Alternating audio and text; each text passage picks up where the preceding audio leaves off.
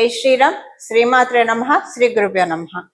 2026 సంవత్సరము జూలై నెల 19వ తారీఖు నుంచి 2026 సంవత్సరం జూలై నెల 25వ తారీఖు వరకు కూడా ఈ వారం యొక్క గోచారంలో ఉన్న గ్రహస్థితులు, ఈ గోచారంలో ఉన్న గ్రహస్థితులను అనుసరించి ద్వాదశ రాశుల వాళ్ళకి, ద్వాదశ లగ్నాల వాళ్ళకి ఎలాంటి ఫలితాలు అందబోతున్నాయి ఇవన్నీ మనం చూద్దాం. మొదటగా గోచారంలో ఉన్న గ్రహస్థితులు: వృషభ రాశిలో మంగళ సంచారము, మిథున రాశిలో బుధ భగవానుడు సంచారము. బుధ భగవానుడు మిథున రాశిలో వక్రించి ఉన్నాడు.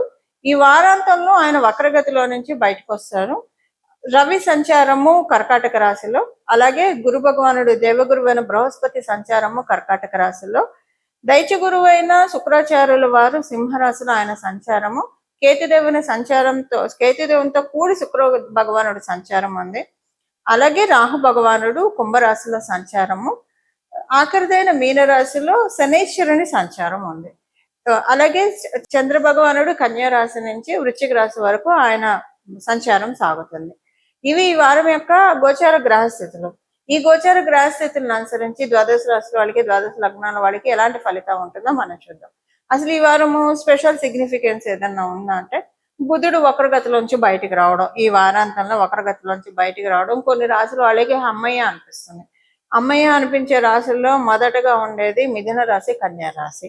వీళ్ళకి చాలా హ్యాపీగా ఉంటుంది. మిథున రాశి, కన్యా రాశిలో ఉన్న కన్యా రాశి వాళ్ళకి, లగ్నంలో పుట్టిన వాళ్ళకి చాలా హ్యాపీగా అనిపిస్తుంది. ఈ వారంలో ఉన్న గోచార గ్రహస్థితుల ప్రకారం అంతా బుధుడు బయటికి వక్రగతిలోంచి బయటికి రావడం ఇది చాలా సంతోషంగా అనిపిస్తుంది. మేజర్ ఈ రెండు రాశుల వాళ్ళకి ఎక్కువ సంతోషాన్ని తెచ్చిపెడుతుంది. మిగతా రాశుల వాళ్ళకి నార్మల్ గానే ఉంటుంది. ఇప్పుడు ఇంకా మనకి ఇంకొక స్పెషల్ విషయం ఏంటంటే, ఈ వారంలో ఉన్న గోచార గ్రహస్థితులు రవి గురువుల కలయిక కర్కాటక రాశిలో. ఇది ఒక మంచి సిగ్నిఫికెన్స్ ని ద్వాదశ రాశుల వాళ్ళకి, ద్వాదశ లగ్నాల వాళ్ళకి అందిస్తుంది. ఇది ఏ విషయాల్లో మంచి చేస్తుందో మనం విడిగా కూడా ఒక దీని గురించి ఒక వీడియోస్ చేస్తాను నేను. 12 రాశుల వాళ్ళకి ఎలా ఉంటుంది అనేది విడిగా చేస్తాను. బట్ ఈ వారం అసలు మిగతా క్యాలిక్యులేషన్స్, ఇప్పుడు వీళ్ళ రాశి నుంచి లాభస్థానంలో ఆయన సంచారం, అంటే కర్కాటక రాశిలో రవి గురువుల సంచారం జరుగుతుంటే మంగళ లాభ రాశి అయిన వృషభ రాశిలో ఉన్నాడు. సో అది కూడా ఒక స్పెషల్ సిగ్నిఫికెన్స్ ఉంటుంది. అలాగే మంగళుడు చతుర్థ దృష్టితోటి సింహరాశి మీద ఆయన దృష్టి పెట్టాడు. సో వీటన్నిటికీ కూడా ఒక మంచి సిగ్నిఫికెన్స్ ఉంటుంది. అవేంటో మనం ఈ వారం ఉన్న గోచార గ్రహస్థితుల ఫలితాల్లో తెలుసుకుందాము. ఇంకొకటి ఏంటంటే, ఈ వారము అన్ని రాశుల వాళ్ళకి, అలాగే అన్ని లగ్నాల వాళ్ళకి కూడా యూనిక్ గా కొన్ని పాయింట్స్ అప్లికేబిలిటీ ఉంటుంది. ప్రతి ఒక్క రాశి వాళ్ళకి కూడా యూనిక్ గా అప్లికేబుల్ అయ్యే పాయింట్ ఏంటంటే, ఫైనాన్షియల్ క్లమ్జీనెస్ తోటి బాధపడుతున్న వాళ్ళు ఎవరెవరైతే ఉన్నారో వాళ్ళందరికీ ఈ వారం ఒక ఊరట వస్తుంది. అందరికీ ఫైనాన్షియల్ గా ఇబ్బందులు ఉండాలని ఉన్నది, కొంతమందికి ఉండదు. అలా ఏమి ఉండదు. అలా ఉండని వాళ్ళకి ఇంకా బెటర్ గా ఉంటుంది ఈ వారం.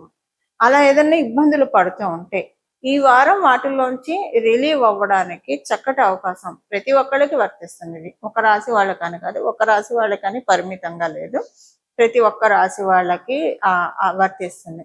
ఇప్పుడు మిథున రాశిలో బుధ భగవానుడు వక్రగతిలోంచి బయటికి రావడం, శుభకర్తరిలో ఉన్నాడు. శుభకర్తరిలో ఉండడానికి కారణం ఏంటంటే, గురు భగవానుడు ద్వితీయ రాశిలో ఉండడం వల్ల అది శుభకర్తరిలో ఉన్నాడు. సో ఇలా అందరికీ కూడా కొన్ని మంచి జరుగుతుంది. ఇప్పుడు ఒక్కొక్క రాశి వాళ్ళకి ఏ విషయంలో మంచి జరుగుతుందో ఈ వారఫలాల్లో భాగంగా మనం తెలుసుకుందాము. ఇవి మనం ప్రతిదీ విడివిడిగా ప్రతి ఒక్క మేషరాశి మొదలుకొని మీనరాశి పర్యంతం వరకు కూడా ఒక్కొక్కరికి ఎలా ఉంటుందో ఇప్పుడు మనం చూద్దాం.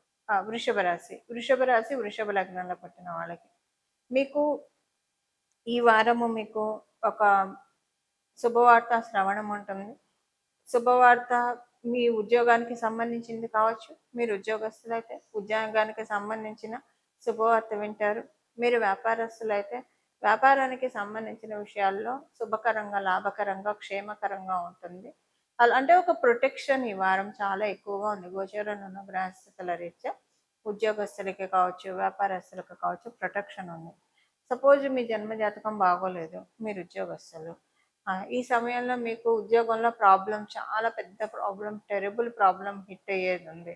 అది మీకు తెలుస్తూనే ఉంది. ఇది హిట్ అవుతుంది, మీ ఉద్యోగము ఉంటుందో పోతుందో, లేదా ఒక్కొక్కసారి లే ఆఫ్స్ కూడా ఉండొచ్చు. దాంతో మీకు సంబంధం ఉండదు కాస్ట్ కటింగ్ రీత్యా. వాటిల్లో మీరు పడి ఇదవుతారేమో అని భయపడుతూ ఉన్న సిచ్యువేషన్లో మీరున్నా, ఈ వారము గోచారంలో ఉన్న గ్రహస్థితుల రీత్యా దాంట్లోంచి మీరు సులువుగా బయటకు వస్తారు. మీకు అంత ఎఫెక్ట్ అవ్వదు. కొంచెము పానిక్ సిచ్యువేషన్లోకి వెళ్తారు, భయపడతారు. కానీ మీరు చాలా భయపడతారు. చాలా స్వల్పంగా ఉంటుంది. ఏదో ఒక మీకు చెప్తారు, మీకు ఒక అవకాశం ఇస్తున్నాం, ఒక వార్నింగ్ ఇస్తున్నాము, మీరు కొంచెం ఎక్కువ పర్ఫామ్ చేయండి, ఇలాగా ఒకటి చెప్పేసేసి వదిలేస్తారు. ఇప్పుడు కాస్ట్ కటింగ్ అంటే ఈ అవకాశం ఉండదు, ఇలా చెప్పే అవకాశం ఉండదు. అప్పుడు కాస్ట్ కటింగ్ అంటే అప్పుడు ఏంటంటే మీరు రిక్వెస్ట్ చేసుకోవడం వల్ల కావచ్చు, సరే ఇంకొన్నాళ్ళు ఎక్స్టెండ్ చేస్తాము, బట్ తర్వాత చూద్దాం, మేము కన్ఫర్మ్ చెప్పలేము తర్వాత ఉంటుందో ఉండదో అనేది. సో మీ ప్రయత్నాల్లో మీరు ఉండండి అన్నది ఒకటి చెప్తారు. బట్ కొన్నాళ్ళు ఎక్స్టెన్షన్ అయితే ఉంటుంది. అది ఉంటుంది, ఇది ఉంటుంది. అది ఎలా ఉంటుంది అనేది మీ జన్మజాతకాన్ని అనుసరించి ఉంటుంది. మీ జన్మజాతకాన్ని ఉద్యోగ స్థానం, వృత్తి స్థానం బాగుంటే నార్మల్గా ఇలాగ మీకు కొంత గడువు ఇచ్చి అలా ఉంటుంది. లేకపోతే మీకు ఒక వార్నింగ్స్ వస్తాయి. వార్నింగ్ వస్తుంది, సరే ఫోన్లో వార్నింగ్ ఇస్తే ఇచ్చారు, వదిలేశారు అని అనుకుంటారు. ఇది ఉద్యోగస్తులకి. ఇంకా వ్యాపారస్తుల మాట ఏంటి? వ్యాపారస్తులు ఏదో ఒక మిస్ ట్రాన్సాక్షన్ అయినట్టు అనిపిస్తుంది, కొంచెం జాగ్రత్తగా ఉండండి. లేదా మీరు వ్యాపారం చేసేటప్పుడు అక్కడ స్థలంలో కొన్ని గొడవలు జరుగుతాయి, కొన్ని డిస్ప్యూట్స్ అవుతాయి. ఇది మీకు ఎందుకు జరిగిందో కూడా అర్థం కాదు. బట్ ఇక్కడ బలం బాగా ఉండడం వల్ల దాంట్లోంచి తొందరగానే బయటకు వస్తారు. అంటే అది మీ బిజినెస్ని ఎఫెక్ట్ చేయకుండా మిమ్మల్ని మీరు ప్రొటెక్ట్ చేసుకుంటారు. విద్యార్థినులందరికీ కూడా చక్కగా ఉంది. గృహిణులకి బాగుంది, మామూలుగా ఉంది. గృహిణులకి ఎక్కువ టైము ఫోన్లో స్పెండ్ చేస్తారు ఈ వారం ఎక్కువగా. ఆనందంగా, సంతోషంగా, మీ ఎవరితో మాట్లాడితే మీరు సంతోషంగా ఫీల్ అవుతారో అలా మాట్లాడతారు. అది మీ పేరెంట్సా, మీ సిబ్లింగ్సా, మీ ఫ్రెండ్స్ ఎవరైనా సరే. ఇలాగా సీనియర్ సిటిజన్స్ అందరికీ కూడా నార్మల్గా ఉంది. ఇవి ఈ వారం యొక్క గోచర గ్రహస్థితుల ఫలితాలు. వృషభ రాశి, వృషభ లగ్నంలో పుట్టిన వాళ్ళకి పరిహారము, ఈ వారము చేసుకోవాల్సిన పరిహారము ద్వాదశ రాశుల వాళ్ళకి, ద్వాదశ లగ్నాల వాళ్ళకి సూర్య భగవానుడి యొక్క బలాన్ని పెంపొందించుకోవడానికి, రవి బలాన్ని పెంపొందించుకోవడానికి ఇది అత్యద్భుతమైన అవకాశం. మీ జన్మజాతకంలో రవి బలం ఉన్నా లేకపోయినా, రవి బలం లేకపోతే ఎలా ఉంటుంది? ఆత్మన్యూన్యత భావం ఎక్కువగా ఉంటుంది. ఒక్కొక్కసారి ఇగో కూడా ఎక్కువగా అనిపిస్తుంది, ఇగో ఎక్కువ ఉంటుంది. ఎక్కడ ఉండకూడదు అక్కడ ఈగో చూపిస్తాము. అలాగే ఎక్కడైతే మనల్ని మనం ఎక్స్పోజ్ చేయాలో అక్కడ ఆత్మన్యూన్యతగా ఉంటుంది. సో రవి బలం లేకపోతే ఇలాంటివి ఎక్కువగా ఉంటాయి. అలాగే గవర్నమెంట్ వాళ్ళతోటి ఒక్కొక్కసారి కొన్ని చిన్న చిన్న ఇబ్బందులు రావడానికి అవకాశం ఉంటుంది. సో రవి బాగోకపోతే మెయిన్ ఆత్మకారకుడు కదా రవి. ఆత్మకారకుడు అంటే మన ఆత్మ ఎంత స్ట్రాంగ్ గా ఉంటుందో మనం అంత స్ట్రాంగ్ గా ఉంటాము. ఇప్పుడు దీనికి చిన్న ఎగ్జాంపుల్ చెప్పాలంటే, పూజ్య గురువులు రమణ మహర్షి వారు ఆయన శరీరాన్ని, ఆయన కాలిని తేనెటీగలు కుట్టినా కూడా ఆయన కొంచెం కూడా చలించలేదు. ఎందుకంటే ఆయన ఆత్మతత్వాన్ని గ్రహించారు కాబట్టి. ఆత్మతత్వం ఎవరైతే బాగా గ్రహిస్తారో వాళ్ళకి శరీరానికి ఏం జరిగినా, సిచ్యువేషన్స్ ఏం జరిగినా కూడా వారికి అదొక సాక్షిభూతంగా చూస్తూ ఉంటుంది ఆత్మ, అంతే. అంటే ఇది ఆయన స్పిరిచువల్ గా ఉన్నతిలో ఉన్న వాళ్ళకి ఆయన మార్గదర్శకం అనుకోండి, అది వేరు. కానీ మా లౌకిక అంశాల్లో కూడా ఇప్పుడు ఎవరైనా కొంతమందిని మనం చూస్తే చాలా స్ట్రాంగ్ గా అనిపిస్తారు. వాళ్ళకి సిచ్యువేషన్స్ ఇప్పుడు బాగా సక్సెస్ఫుల్ పొజిషన్ లో ఉన్న వాళ్ళకి ఏం లేకుండానే కేక్ వాక్ లాగానే ఉంటుందా, బెడ్ ఆఫ్ రోజెస్ లాగా ఉంటుందా? వాళ్ళ ప్రయాణం అంటే ఉండదు కదా. అక్కడ ఉన్నది ఏంటి? మిగతా వాళ్ళకి లేనిది ఏంటి? ఆత్మబలం, ఆత్మస్థైర్యం. ఆత్మబలం, ఆత్మస్థైర్యం ఎవరికైతే ఉంటుందో వాళ్ళకి వచ్చిన అడ్డంకుల్ని కూడా ఒక నిత్యంలా చేసుకుంటారు. ఎవరైనా కాళ్ళు అడ్డం పెడితే అడ్డం పెట్టిన కాళ్ళు అన్ని కూడా నిత్యంలా చేసుకొని అవే ఎక్కుతూ పైకి వెళ్తారు. ఈ అడ్డం పెట్టిన కాళ్ళు వాళ్ళు అక్కడే ఉండిపోతారు, ఎందుకంటే వీళ్ళు ఈ పనిలో ఇక్కడ స్టక్ అయిపోయారు కాబట్టి. ఇది చేస్తాడు సూర్యనారాయణమూర్తి. ఏం చేస్తాడంటే మనకి సక్సెస్ని ఇస్తాడు, ఉన్నతిని ఇస్తాడు. దానికి కావాల్సిన ఏంటి? దానికి కావాల్సింది మనకి ఇస్తాడు, ఆత్మబలాన్ని ఇస్తాడు. ఆత్మబలాన్ని, ఆత్మ చైతన్యాన్ని పెంపొందించుకోవడానికి. అలాగే ఎవరైనా ఆధ్యాత్మికంగా కూడా ముందుకి పురోభివృద్ధికి వెళ్ళాలన్నా సరే మనలో ఉన్న ఆత్మబలం పెరిగితేనే చాలా బాగా ఆధ్యాత్మికంగా కూడా ముందుకు వెళ్తాము. సాధనలో ఉన్న వాడికి ఎస్పెషల్లీ మొదట్లో చాలా ఇబ్బందులు వస్తాయి. ఇప్పుడు రమణ మహర్షిని కూడా, పూజ్య గురువు రమణ మహర్షిని ఆయన మీద ఉమ్మేసిన వాళ్ళు ఉన్నారు, ఆయన మీద చేయకూడని పనులు చేసిన వాళ్ళు ఉన్నారు, ఆయన మొహం మీద కొట్టిన వాళ్ళు ఉన్నారు. రకరకాలు ఆయన జీవిత గాథ చూస్తే కళ్ళమ్మ నీళ్ళు వస్తూ ఉంటాయి. కానీ ఆత్మబలం ఉంది కాబట్టి అవేం లెక్క చేయకుండా, అమ్మో సాధనలో ఉంటే ఇలాంటివి వస్తున్నాయని నేను ఎప్పుడు అనుకోలేదు కదా. అవన్నీ లెక్క చేయకుండా వెళ్ళారు కాబట్టి ఈ రోజు మనం రమణ మహర్షి, పూజ్య గురువులు రమణ మహర్షి అనగానే మనకి తెలియకుండా మన చేతులు ఇలా వెళ్తాయి. అది ఆయన దివ్య జ్యోతి అరుణాచలేశ్వరంలో ఐక్యం అవ్వడం కూడా ఎంతో మంది వీక్షించారు ఆ సమయంలో. ఆత్మబలంతో మనం లౌకిక ప్రపంచాన్ని జయించవచ్చు, ఆధ్యాత్మికంగా కూడా పురోభివృద్ధిని అందరం రమణ మహర్షులను కాలేకపోవచ్చు. కానీ ఏదో ఒక జన్మలో మనం ఆ స్థాయిని తెచ్చుకోవాలంటే ప్రయత్నం అయితే ఎప్పుడో చోట ఒక అడుగైతే ముందుకి పడాలి కదా.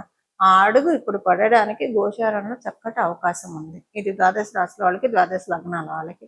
ప్రతిరోజు ఉదయం సాయంత్రం సూర్య నమస్కారం చేయడము, సూర్యాష్టకం పఠించడము, ఆదిత్య హృదయం పారాయణం చేయడము, అలాగే మధ్యాహ్నం పూట కూడా సూర్యనారాయణము రవికి ఒక్కసారి దండం పెట్టడం, నమస్కార ప్రియ భాస్కర అని చెప్పిన కోసం. మధ్యాహ్నం 12ంటికి కరెక్ట్గా అభిజిన్ లగ్నం ఉంటుంది. ఆ సమయంలో సూర్యనారాయణ మూర్తిని ఒకసారి తలుచుకోవడం, రవిని తలుచుకోవడం. మీకు వీలుంటే ఒకసారి బయటకు వెళ్ళి బాల్కనీలో, ఒక కారిడార్లో, లేదా బయటకు వెళ్ళి స్వామివారిని తేరిపార చూసి, రవిని తేరిపార చూసి దండం పెట్టుకోవడం. ఇంత సింపుల్. ఇలా చేయడం వల్ల ఆత్మ చైతన్యం, ఆత్మ బలం పెరుగుతుంది. ఆత్మబలం పెరగడం వల్ల సంకల్ప బలం పెరుగుతుంది. సంకల్ప బలంతో మనం లౌకికంగా ప్రోగ్రెస్ కావాలనుకుంటే లౌకికంగా, లేదా పారమార్థికంగా ప్రోగ్రెస్ కావాలనుకుంటే పారమార్థికంగా, రెండిటికి బాటలు ఆయన వేస్తాడు. రవి యొక్క ప్రత్యేకత అది. ఇలా మనందరం కూడా రవిదేవుని యొక్క అనుగ్రహాన్ని పొంది మన జీవితంలో ఆత్మబలంతో, ఆత్మస్థైర్యంతో అన్ని కూడా మన జీవితంలో అన్ని పనులు నెరవేర్చుకుంటూ మోక్ష సాధనకి ముందుకు వెళ్ళాలని చెప్పి మనస్ఫూర్తిగా మనందరి తరఫున సూర్యదేవుని యొక్క పాదాలని శిరసు ఉంచి ప్రణామం చేస్తూ మంగళం. నమో భగవతే వాసుదేవాయ.